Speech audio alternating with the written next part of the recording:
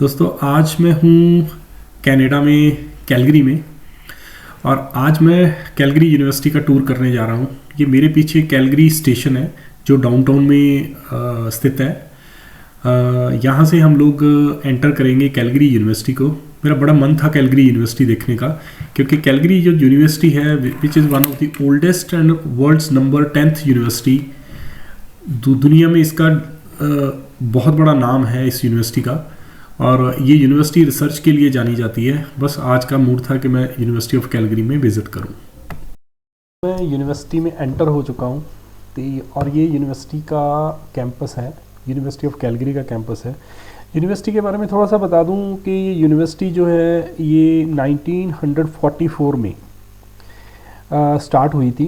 पहले university of Alberta थी। University of Alberta जो थी तो 1908 में स्टार्ट हुई थी, और उसके बाद कैलगरी यूनिवर्सिटी इसी में से निकाली गई यूनिवर्सिटी जिसका नाम था यूनिवर्सिटी ऑफ कैलगरी, जो कि कैलगरी में अल्बर्टा स्टेट में पड़ती है। 1966 में इसको सेपरेट कर दिया गया और इसको एक एटोनमस बॉडी बना दिया गया। इस वक्त तकरीबन 14 फैकल्टीज़ हैं इस पे, और 85 रिसर्च इंस्टीट्यूट्स हैं और सेंटर्स हैं। तो दोस्तों कैलगरी यूनिवर्सिटी का टूर मैं कर रहा हूँ आज। और कैलगरी यूनिवर्सिटी का जो कैंपस है बहुत ही सुंदर, बहुत ही ब्यूटीफुल कैंपस है। वेल प्लान्ड कैंपस है। मन लग रहा है यहाँ यूनिवर्सिटी में। मतलब कोई भी अगर बच्चा इस यूनिवर्सिटी में पढ़ेगा तो उसका पढ़ने का मन करेगा। बहुत ही साफ़ सफाई है यूनिवर्सिटी में। बहुत ही वेल प्लान्ड यूनिवर्सिटी बनी हुई है। कोई भी ऐसी चीज़ नहीं है जो अनऑर्गेनाइज्ड नज़र आ रही है। एक और चीज़ बड़ी अच्छी नज़र आई यहाँ पे, वो थी कि पार्किंग स्लॉट में अपने आप ही बंदे ने पर्ची निकालनी है, तो वहाँ पे मशीन लगी हुई है। ये मशीन है दोस्तों। और जो सबसे प्यारी चीज़ लगी ना कनाडा की सिस्टम की, वो होता है कि कोई भी बच्चा अगर यूनिवर्सिटी से निकल के ग्रेजुएशन करके या पोस्ट ग्रेजुएशन करके या कॉलेज से पोस्ट ग्रेजुएशन करके अपनी पीआर ले लेता है धीरे धीरे करके, तो उसको $2-2.5 लाख सिर्फ 1 और 1.5% रेट ऑफ इंटरेस्ट पे मिल जाता है। So this is the beauty of the Canadian government कि बच्चे को इतनी कम ब्याज पे लोन मिलता है कि उसको कोई टेंशन ही नहीं है कि अपना करियर किस तरह से स्टार्ट करेगा, और वो बड़े आराम से $2-2.5 लाख को धीरे धीरे करके वापस कर सकता है। ये चीज़ इंडिया में नहीं है। इंडिया में मतलब ग्रेजुएशन करके बंदा बैंक के पास अगर चला भी जाएगा तो बैंक उसको लोन नहीं देगा। इसका शायद सबसे बड़ा कारण ये हो सकता है कि हमारे पास लिक्विडिटी का बहुत बड़ा क्रंच है इंडिया में, तो may be this is the reason. तो दोस्तों अभी मैं जो पहुंचा हूँ यूनिवर्सिटी ऑफ कैलगरी के मैथमेटिक्स डिपार्टमेंट में। तो ये मैथमेटिक्स डिपार्टमेंट है, साइंस बिल्डिंग है एक तरह से। तो मैं अगर इस यूनिवर्सिटी के बारे में कंपैरिजन करूँ इंडियन यूनिवर्सिटीज़ का, तो मैं देख रहा हूँ कि इंडिया में जो कनाडा में जो इन यूनिवर्सिटीज़ ने वैल्यू एडिशन की है यूथ के अंदर, मतलब तकरीबन 3 जनरेशन हो चुकी हैं जो इस यूनिवर्सिटी से पढ़ के जा चुकी हैं। तो जैसे मैं बात कर रहा था कि इन यूनिवर्सिटीज़ की जो वैल्यू एडिशन है, इन यूनिवर्सिटीज़ ने जो दिया है कनाडा को, दैट इज़ अ वंडरफुल। तो शायद यही रीज़न है कि पिछले 4 जनरेशन से कनाडा इतना सिविलाइज्ड है। बात करने का सलीका है कनेडियंस को, रहने का सलीका है कनेडियंस को। यहाँ पे आके हर कोई अपने आप को बहुत ही सेफ एंड सिक्योर फील करता है। सेम एज इस यूनिवर्सिटी का अगर मैं कंपैरिजन मद्रास यूनिवर्सिटी से करूं, बॉम्बे यूनिवर्सिटी से करूं, तो तकरीबन वो भी यूनिवर्सिटीज़ इस यूनिवर्सिटी से पुरानी यूनिवर्सिटीज़ हैं, बट वहाँ का जो कल्चर है वो उस तरह से डेवलप नहीं हो पाया जो कल्चर शायद इन यूनिवर्सिटीज़ ने डेवलप किया। इसके पीछे शायद गवर्नमेंट की इंटेंशन, बोर्ड ऑफ डायरेक्टर्स की इंटेंशन, बहुत ही ऑनेस्ट जो लोग हैं, शायद वो ऑनेस्टी है, क्योंकि एजुकेशन को इतनी तवज्जो देते हैं ये लोग कि उनको लगता है कि जनरेशन को अगर खड़ा करना है तो एजुकेशन इज़ वेरी इंपॉर्टेंट। तो लीजिए दोस्तों, अभी मैं केमिकल इंजीनियरिंग डिपार्टमेंट में आया हूँ।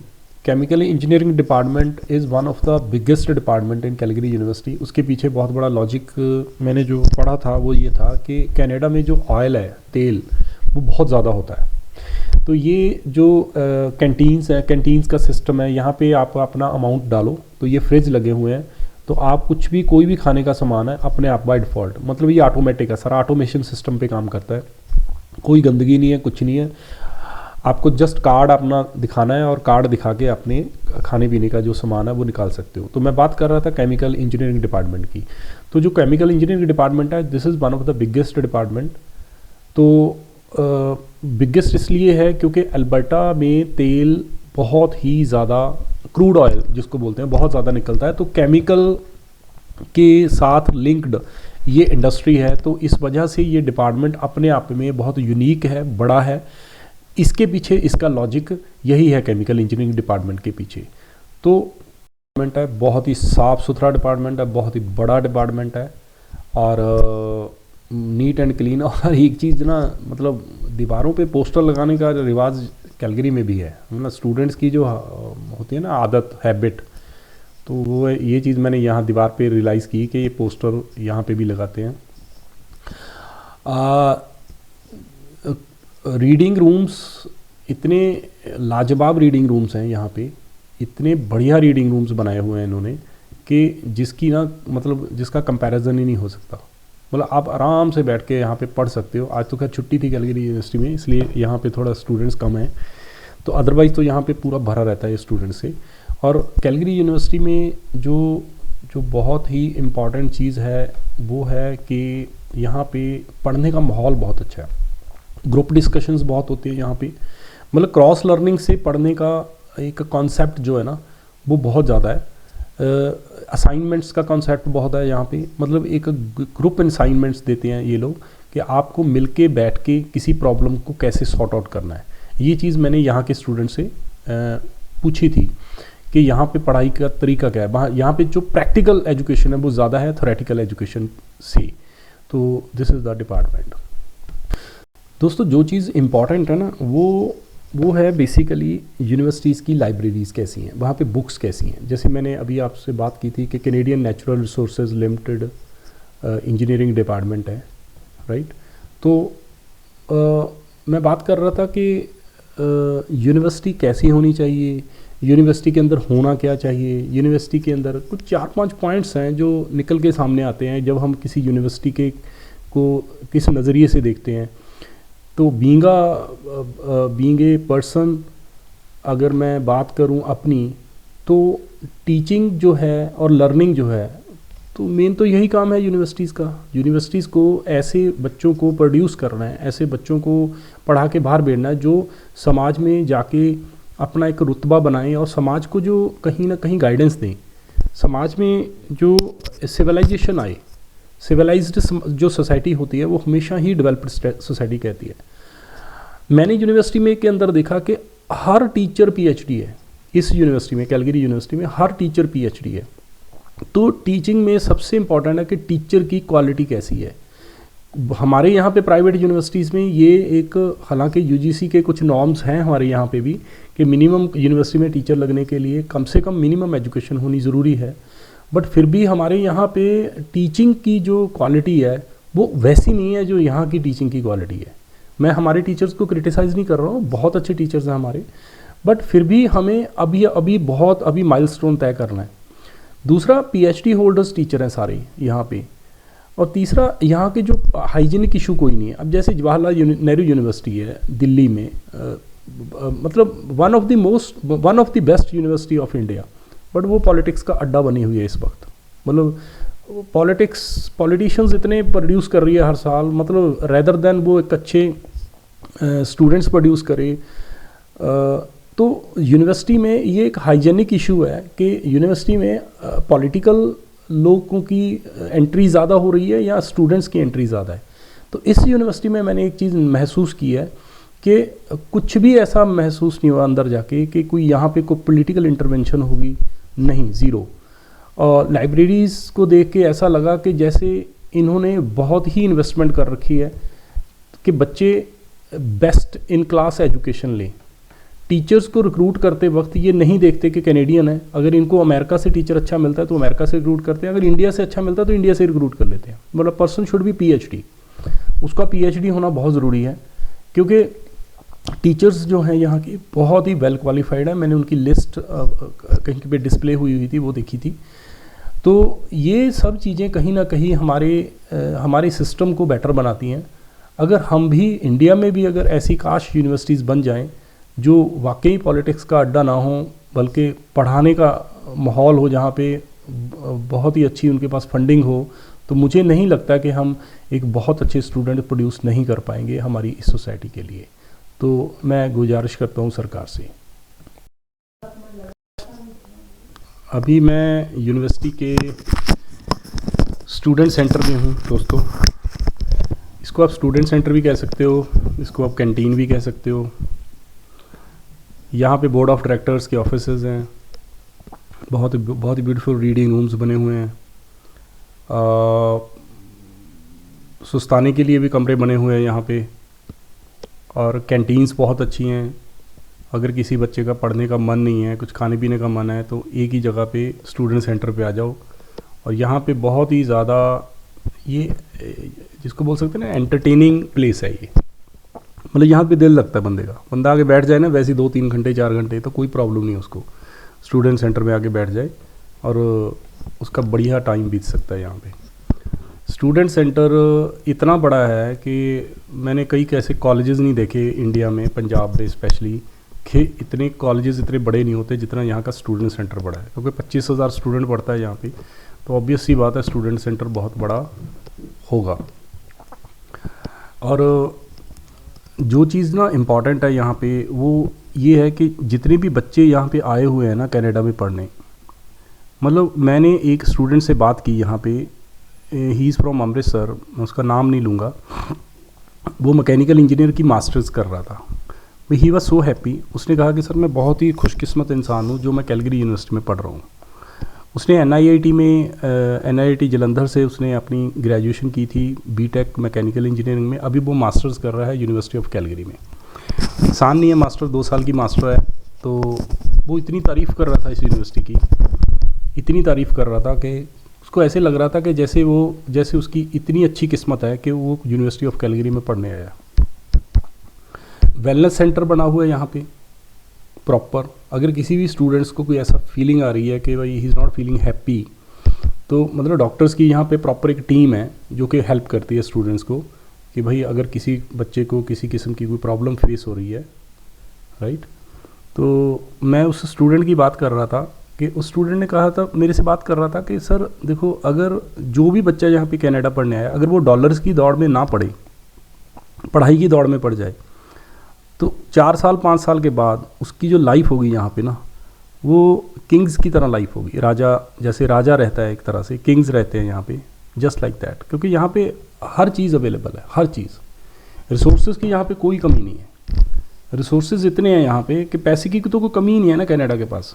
पैसा तो कनाडा के पास फालतू है, बस उनको ये समझ नहीं आता कि वो इन्वेस्टमेंट कहाँ पे करें। तो दैट इज़ मोस्ट इम्पॉर्टेंट। तो मैं यहाँ पे कनाडा आए सब बच्चों को ये रिक्वेस्ट करूँगा कि अपनी पढ़ाई पे ध्यान दो, डॉलर्स की दौड़ में मत पड़ो, इंटेलिजेंट बनो, डॉलर आपके पीछे पीछे भागेंगे। तो ये यूनिवर्सिटी का जो स्टूडेंट सेंटर है, ये 3 मंजिला हैं, या इसकी 3 मंजिल्स हैं इसकी। मैं देख के सरप्राइज़ रह गया कि इतनी इन्वेस्टमेंट की हुई है कनाडा ने अपनी एजुकेशन के ऊपर। और हमारे इस देश में, इंडिया के जैसे देश में GDP का हार्डली 2% भी नहीं एजुकेशन पे इन्वेस्ट हो रहा है। एटलीस्ट हम 40 यूनिवर्सिटियाँ या 30 यूनिवर्सिटियाँ ऐसी प्रोड्यूस नहीं कर पाए, 30 मेडिकल कॉलेज नहीं प्रोड्यूस कर पाए, 30 इंडियन इंस्टीट्यूट ऑफ मैनेजमेंट नहीं प्रोड्यूस कर पाए, 30 IITs प्रोड्यूस नहीं कर पाए, 30 सेंट्रल यूनिवर्सिटी नहीं प्रोड्यूस कर पाए। कि जो हमें जिनको ये कहा, हम जिन इंस्टीट्यूट्स के बारे में हम ये कहें कि भाई ये वर्ल्ड वाइड हैं, इनकी रैंकिंग है वर्ल्ड में टॉप 100, पहले 100 में आते हैं ये लोग। हम लोगों का टीचिंग के ऊपर ध्यान ही नहीं है। मतलब मैं गवर्नमेंट को भी ये रिक्वेस्ट करूँगा कि टीचिंग को लेके, यूनिवर्सिटीज़ को लेके, जैसे IAS का एग्ज़ाम है वैसे ही इंडियन एजुकेशन सर्विस का भी एक एग्ज़ाम होना ज़रूरी है, इंडियन टीचिंग सर्विस का एक एग्ज़ाम होना ज़रूरी है, ताकि हम लोग बहुत ही अच्छे क्लास टीचर्स पैदा कर पाएँ अपने देश में, जो कि आगे जनरेशन्स को नॉलेज ट्रांसफ़र करें और वो नॉलेज आगे समाज को ट्रांसफ़र हो, समाज सिविलाइज्ड बने, समाज में सिविलाइजेशन हो। सिविलाइज्ड समाज जो है वो देश को हमेशा ही आगे तक लेके जाएगा। कनाडा का आज, अगर कनाडा जिस सिचुएशन में आज है, सिर्फ 3 करोड़ की पॉपुलेशन है इनके पास, 3-3.5 करोड़, 3-3.5 करोड़ की पॉपुलेशन के साथ ये दुनिया की 6ठी सबसे बड़ी अर्थव्यवस्था है, इकॉनमी है, इनकी जो जीडीपी है। तो 3-3.5 करोड़ लोगों के साथ ये अपनी जीडीपी को 6-7वें नंबर पे लेके बैठे हुए हैं। और इंडिया को अगर हम देखें तो 140 करोड़ लोग हैं और जीडीपी है $2.5 ट्रिलियन। मतलब हम लोग भी 5वें-6वें नंबर पे ही हैं, बट हमारे पास 140 करोड़ की आबादी है। 140 करोड़ की आबादी को अगर आप ऐसा सोचें कि 140 करोड़ लोगों को कैसे कंट्रोल करें, तो इनको कंट्रोल करने का सबसे बढ़िया तंत्र मंत्र यही हो सकता है कि इनको एजुकेट करो। और उसके लिए हमारे पास दी बेस्ट यूनिवर्सिटीज़ हों, द बेस्ट स्कूल्स हों, द बेस्ट कॉलेजेस हों, दी बेस्ट IITs हों, द बेस्ट IIMs हों, द बेस्ट मेडिकल कॉलेजेस हों, ताकि हम लोग भी कनाडा जैसे कंट्री, यूनिवर्सिटी ऑफ कैलगरी की तरह ही अपने कुछ इंस्टीट्यूट्स को बना सकें। तो जितने भी कनाडा में बच्चे आए हुए हैं, मैं उनको सबको ये रिक्वेस्ट करूँगा, जो जो भी मेरी वीडियो सुन रहा है देखेगा ध्यान से, क्योंकि ये 30 मिनट का वीडियो है, कि पढ़ाई पे बहुत ज़्यादा फोकस करो, बहुत ही ज़्यादा फोकस करो, पढ़ो, क्योंकि ये किस्मत वाले लोग हो आप जो कनाडा में पढ़ने आए हो। आपकी बहुत अच्छी किस्मत है। अगर आप कनाडा में सेटल हो गए तो मैं समझता हूँ आपकी बहुत अच्छी किस्मत है, क्योंकि हर चीज़ अवेलेबल है कनाडा में, हर चीज़। आप एक बार सोच के देखो, कोई चीज़, गाड़ी चाहिए कौन सी, वो अवेलेबल है आपके लिए। घर चाहिए कौन सा, वो आपको लिए अवेलेबल है। आपको अच्छी क्वालिटी का फूड चाहिए, अवेलेबल है। आपको वेस्टर्न क्लास सिविल सोसाइटी चाहिए, दैट इज़ अवेलेबल। आपको अच्छी पुलिस प्रशासन चाहिए, एडमिनिस्ट्रेशन चाहिए, दैट इज़ अवेलेबल। मतलब क्या चीज़ नहीं है यहाँ पे। सो अगर कोई क्रिटिसाइज़ कर रहा है कनाडा को, अगर कोई कनाडा को अच्छा नहीं कह रहा है, तो मुझे लगता है वो लोग हो सकते हैं जो यहाँ तक पहुँच नहीं पाए, वरना इस देश का कोई मुकाबला नहीं है, इस देश का कोई कंपैरिजन नहीं है। इसको कंपेयर करना ही गलत है, इसकी एजुकेशन को कंपेयर करना ही गलत है। तो वी शुड नॉट कंपेयर, हमें कंपेयर करना ही नहीं चाहिए किसी भी हालत में। तो Calgary university is one of the finest university of Canada, is the finest university of the world. Beautiful university है। हम काश मेरे देश में भी ऐसी यूनिवर्सिटीज़ हों जहाँ पे हमारे बच्चे पढ़ सकें।